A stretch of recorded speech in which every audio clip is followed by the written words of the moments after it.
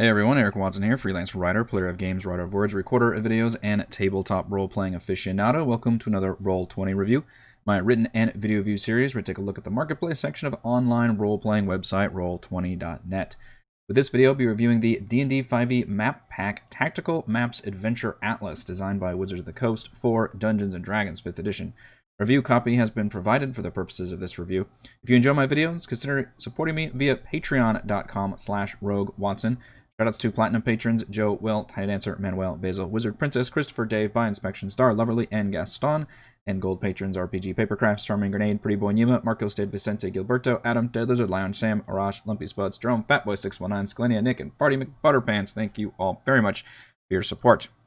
So this is not a campaign adventure, but this is something that I wanted to review because this is a good example of something that I see on Roll20, and I'm not actually sure what it is, what it includes, and what it looks like. So hopefully by looking at this review, you can make an informed decision and realize what Tactical Maps Adventure Atlas is, which I believe was originally designed, obviously, as a physical collection of maps, battle maps that you could play on D&D with, called Tactical Maps.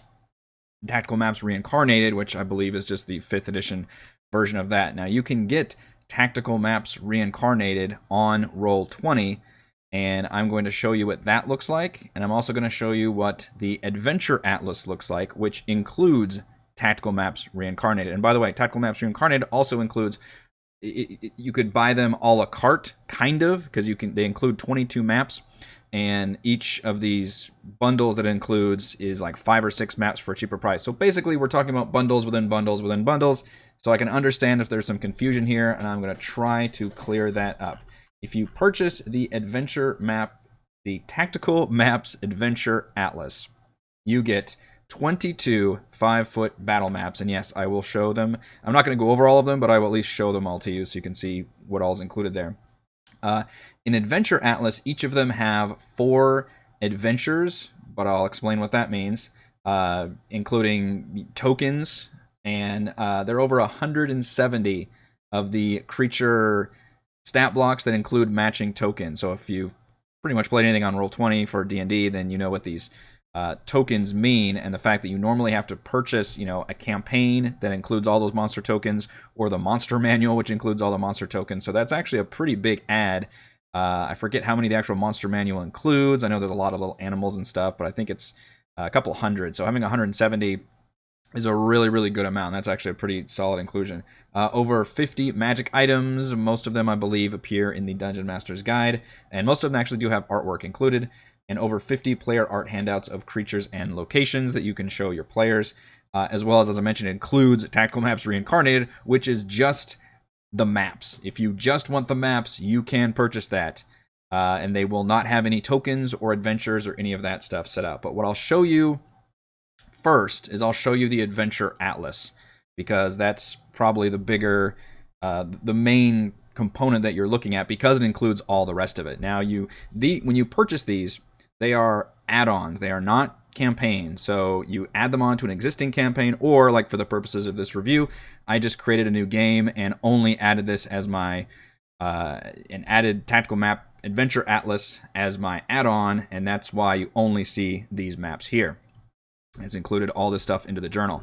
If you include Tactical Maps Reincarnated as an add-on, then it only includes the maps, which looks like this, which are the same maps, but notice how they're kind of organized a little bit differently, as well as obviously a much shorter journal because it doesn't have a lot of the information on there. You cannot add both of these to one game. I tried that, and literally they just override each other, and it makes a big mess. So do not do that, even though Adventure Atlas includes Tactical Maps Reincarnated. If you bought Adventure Atlas, that's the one you want to load up as the add-on, and not Tactical Maps Reincarnated, because if you want to use Tactical Maps Reincarnated, you don't need to buy Adventure Atlas. Are you confused yet? All right, stay with me. Stay with me. So we get maps, and the maps are really good. Right now, I don't have a cover screen, which is why you're just staring at one of the maps right now. This is the Tallow Town map. This is some of the best map artwork I have seen for D&D in a long time, and that's more speaking to the fact that the maps coming out of Wizards of the Coast has been crushingly disappointed of late. In the last couple years, I feel like, has been extremely subpar. They've been using map artists and designs that some folks are okay with, but for those of us that play on a virtual tabletop, not so much. I like really gorgeous looking maps because that's what we're staring at when we're doing something like, when we're playing on Roll20. And this definitely checks that off. These are awesome looking maps. I can go over and show you just a few as kind of a montage sequence. This is Stranglehold, kind of a dark, nasty looking destroyed town.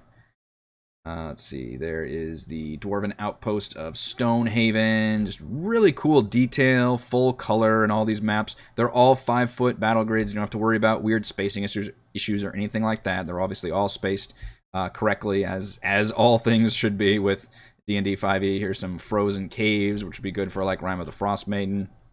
Really awesome looking maps that I'm a huge fan of. Isle of Eternal Flame is an awesome one.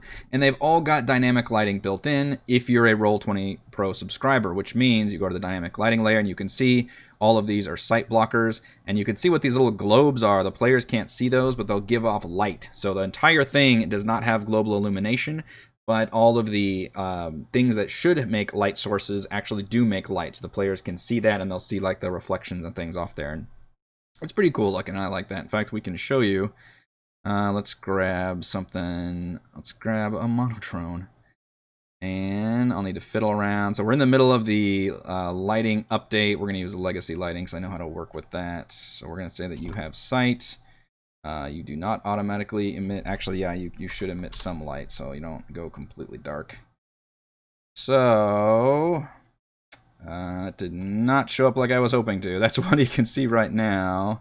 Maybe I've got a setting that's kind of messed up on this. Setting, dynamic lighting should be on. Global illumination is not on. Okay, well, why is that not on? These should be giving off some light. Yeah, 20 foot, all players see light. Okay, maybe it's because I'm not included as a player right now, but we should be seeing that all lit up as light. Oh well, it should be working, but you can see the you can't see shit anyway because it's dark. Anyway, in theory, these should be giving off a light source. I probably screwed up a setting in here somewhere because it's not set up for the monodrone. But they're very nice looking maps, and I do appreciate that.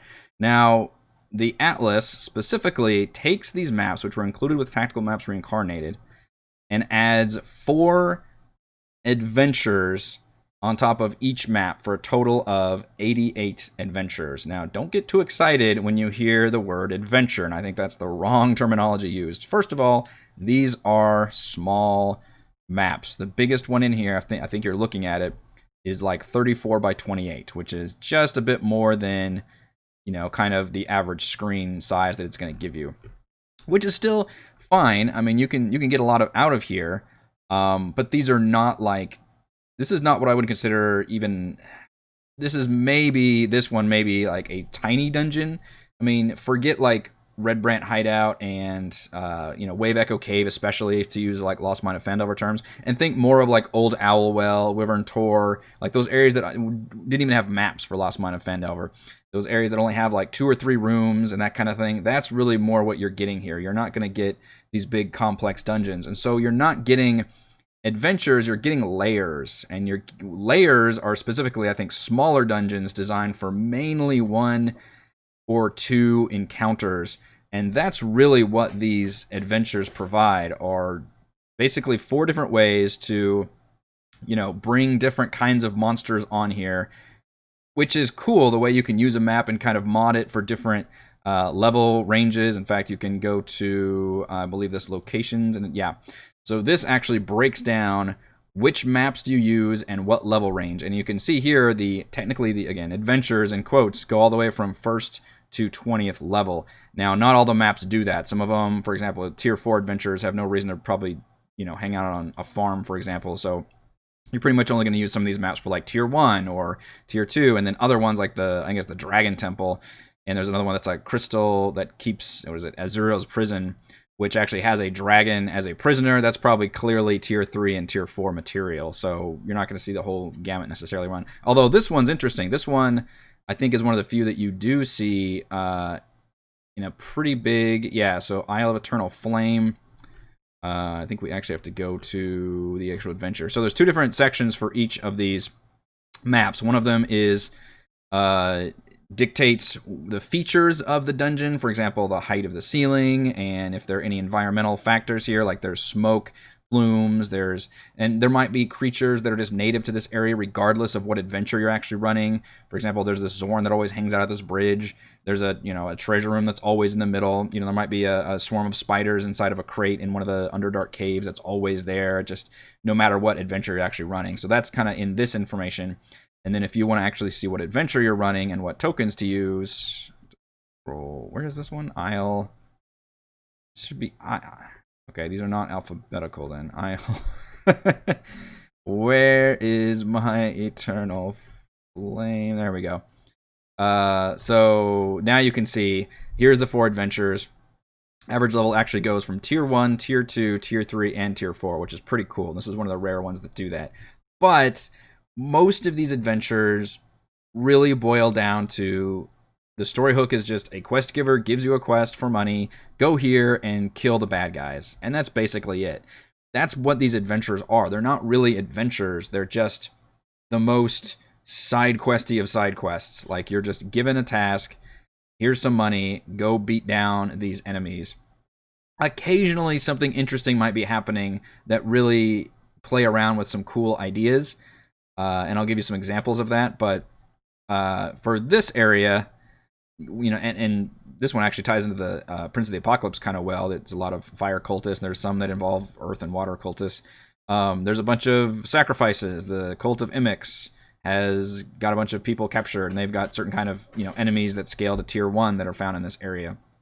One of them is a bunch of salamanders have invaded from the elemental plane of fire, and you need to go beat on them because they're disrupting the local farmland. This one has a cool idea where there's a giant iron golem that the salamanders have built using their Azure slaves, and it can be piloted by fire creatures by like a mech suit. Like, they jump inside and move this thing. That's really nifty, and of course it's like immune to fire and all that shit. So that's a neat idea for a encounter, not necessarily a story thing though. Florgaroth the Flame Bather is literally just, hey, go kill this red dragon. Like, we saw this red dragon, kill this gold dragon, go kill this red dragon. That's the whole thing. Like, here's some money, or not even money, just fucking go kill the red dragon. There's full of loot everywhere. That's it. That's not an adventure. I mean, you can make it into an adventure. I mean, obviously a DM can turn anything into an adventure, but this is not, I just want you to make sure you know what you're getting at. These are not full-blown, like, all of these things are multi-step mini adventures. They are the most barest of like layer encounters, with some of them having some interesting ideas about them. One of them is just, hey, you want to fight Imix, one of the bosses from Prince of the Apocalypse. This could be an Imix layer. And yeah, it could be. Like, it's a cool looking map. It's a really cool map, but it's not a full-blown adventure. I mean, this is a supplemental, like, drop-in dungeon from somewhere, and if you want to use, even if you want to try to use these as side quests, I think the content is kind of lacking in that regard. One of the kind of bad examples can be found in really like stone. I should actually, let me go back and show you. So one thing Roll20 does is this sidebar at the bottom, which includes all of the tokens from all of those adventures I just went over. So you can literally just drag and drop. These are on the GM layer, but this whole area, I believe, is cut off with dynamic lighting, so the players don't see this at all, obviously. And you can just copy and paste these onto the map as you need them. That's kind of nice, just so you don't have to hunt, because if you scroll down here, there are a ton of tokens and stat blocks. Yes, you can grab them, drag them onto the map as you need them. Hey, I want an Orc War Chief right here. There you go. It's right there. It's got the tokens, it's got the things ready to go, everything. But you don't have to search that. You can just drag them from here, go to the GM layer, pop them over there, and there's your red dragon. And it's even nicely organized. All the little, titles here, kind of, it just looks good. I appreciate that Roll20 went that extra mile and put that together. That's pretty nice. Imix, of course, very cool looking. So that's on all these maps, which is neat. But then you have they're mostly just encounters. Like Stonehaven, you go to this dwarven outpost, and one of them is go kill these paratrolls that are under this bridge.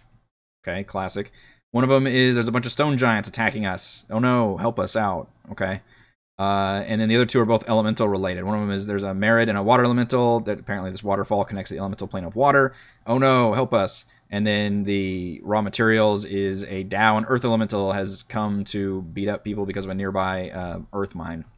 Now the water genie one is at least a little more interesting because there's one of the dwarves fixing the bridge is a secret water cultist.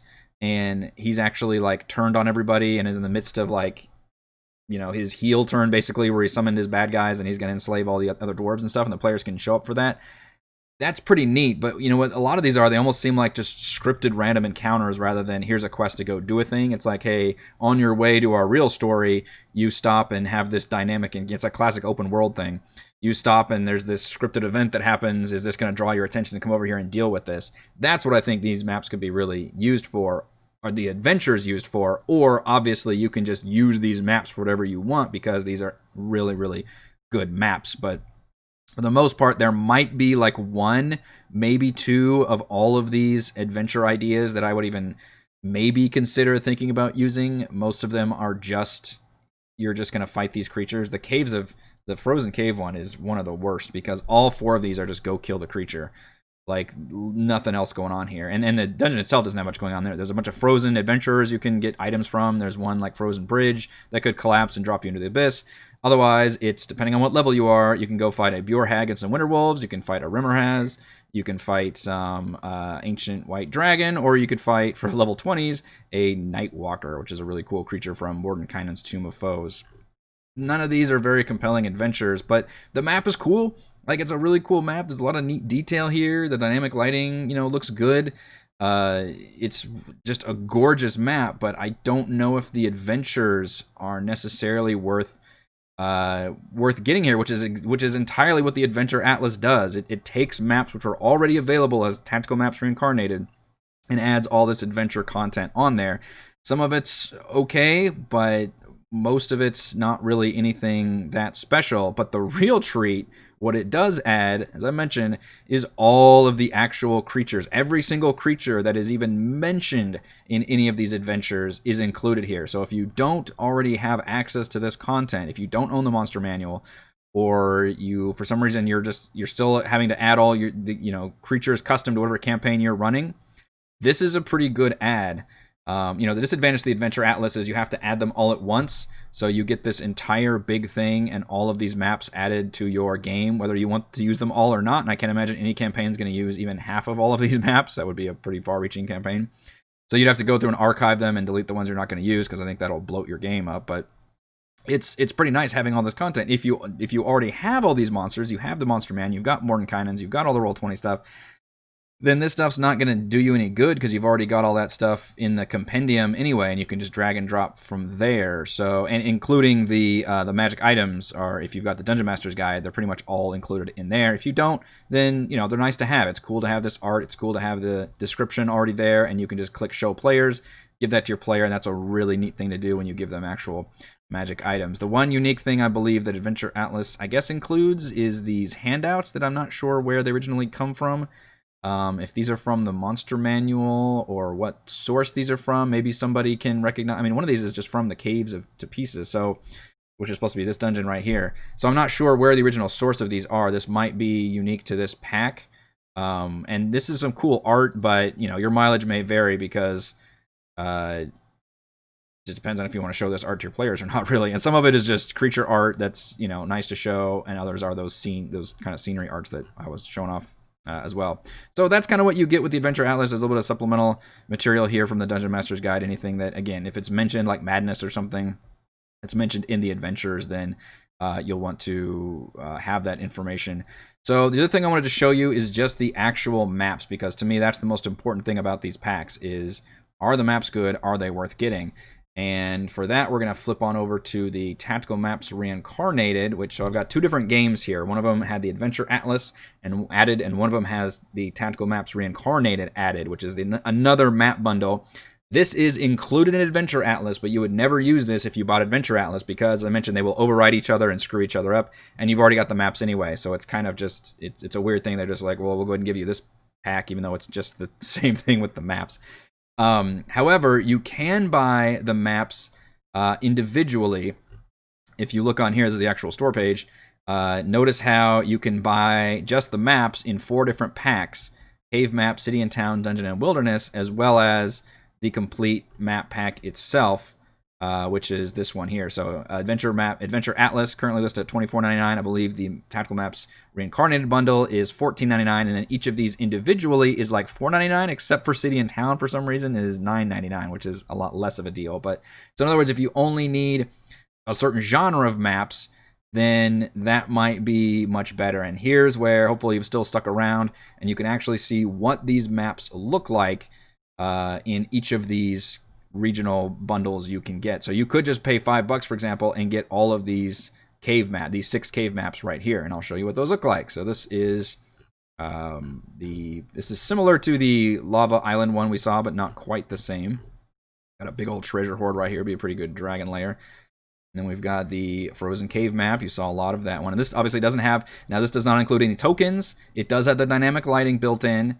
The squares, everything is set. This does not have any tokens. You don't get any of the journal stuff. There's no tokens. There's no magic items. There's none of that. So if you just want the maps, this is what you want. Here's cave map number 3. I believe this was listed as a genie altar as the adventure idea. Cave map number 4 looks like a very cool kind of Underdark looking thing with a summoning circle. And they're generally all going to be the same size here. Got cave map number 5. Interestingly enough, this one I believe was... This one was actually flipped on its side in the Adventure Atlas, whereas here it's actually up and down. Now you can do the work of flipping it yourself. You can go to the map layer and flip it, but you would have to redo the dynamic lighting because the dynamic lighting is drawn on there. So something to keep in mind whenever you're doing maps. Cave map, and then cave map 6 is the one that is the really cool volcano map. This one is very startlingly cool. Just anytime you can make a layer with some environmental hazards is always fun. So that's what you get in cave maps, the cave map pack. And again, if you want to just buy the complete bundle, you can just get all these maps too. City map number 1, the Tallow Town. This one had some cool adventure ideas in it, actually. It's supposed to take place at a festival. And there could be like Thieves Guild could show up to try to steal from one of the townsfolk, or this druid hellbent on revenge on one of the townsfolk she shows up with a traveling circus of animals and she just unleashes them on everybody. It's a lot of like tier 1 stuff, but it could make for a really fun, like, padding side content if you're in a town or a city, for example. So I thought this one actually had one of the stronger adventure idea hooks. City map number 2 is kind of a little fortress side here, and you can see a lot of them are they're small maps. They're not these giant maps you'll find in the campaigns. They're pretty small areas, and unfortunately some of them look like they got kind of cut off in the middle too. And they were designed because these are physical maps that were all basically the same, similar size. This I believe is the farmland included in city map 3. City map 4 is the messed up looking dark city, which this was actually a really cool looking map. I like that a lot. Kind of the just gaping hole in the ground right there, gargoyle statue, destroyed cities, destroyed buildings, and then this one could be good for a Rime of the Frost Maiden. It's kind of a gate house to a snowy city or village. That's the city maps. Dungeon maps, which is just kind of the umbrella term for basically everything else. Dungeon map 1A and 1B. I guess those two are connected. I didn't look too close at that one. Dungeon map 2 looks very Underdarky. Spider statue. Dungeon map 3. Some of these get into like they had some late game ideas with some neat like creatures and hazards and things. I believe that blood pool like animated and could attack people. Dungeon map number 4. This was the crystal prison that housed the dragon in it in the Adventure Atlas. And dungeon map number 5. So very Underdarky looking. And all these lights, you can go to the dynamic lighting and you can see the actual lights showing up on here, giving off proper light sources, although I guess I messed up my test earlier. And then wilderness maps. This is not so much a road as is like somebody has carved a path into here. And we've got wilderness map 1B. Cool looking vault, dragon vault probably. There's map 2 is your classic just forest road, which you probably get a lot of use out of this plan, like literally, any campaign. 3 is a neat little kind of abandoned fortress, very Cragmaw Castle looking thing. Love the art style. Wilderness map 4 is that dwarven outpost with the bridge. Or destroyed bridge. And yes, there are rules about anytime there's a hazard, like, the water will drag you, down into the waterfall if you don't make this kind of check and the bridge collapses. None of that's included here. It's all in the Adventure Atlas. If you just want the maps, again, there's no information. You just have to do all that yourself. Then this is the one you want. in Wilderness Map number 5. So that's it. That's what you're going to get if you just want to buy the individual map packs versus the actual Adventure Atlas, which includes, puts adventures on everything. And I'm not sure. Some of the adventures are nice, but for the most part, you're basically, if you want the tokens, then Adventure Atlas can be worth it. If not, then I would probably just recommend the maps. But I do really like these maps. So for my pros and cons breakdown, pro, gorgeous art design on each map. Absolutely huge thumbs up. I am thirsty for good maps for D&D, especially in the last couple of years, and this really brings it back in a way that I like. Bro, there's a huge variety of maps included here, from caves and towns to underdark caverns, dwarven outposts, and volcano layers. And pro, the choice of purchasing is consumer friendly, I feel like, is you can get the adventures and tokens and all of that stuff with the Adventure Atlas. Or if you just want the maps, then you can get Tactical Maps Reincarnated for like $10 cheaper, I think. Or if you just wanted to get the individual, if you don't want to get all 22 maps, you want to just have the cave maps, you can just buy 5 or 6 cave maps in a bundle for like $5. And that is very helpful and probably the recommended way to go if you know what you're looking for. Cons, every map is relatively small, the largest being about 34 by 28. You're just not going to get, you're not going to create giant dungeon crawls out of any of these maps for the most part. These are kind of drop-in, maybe random encounter style maps, or a single small layer of a single like creature that you're going to encounter.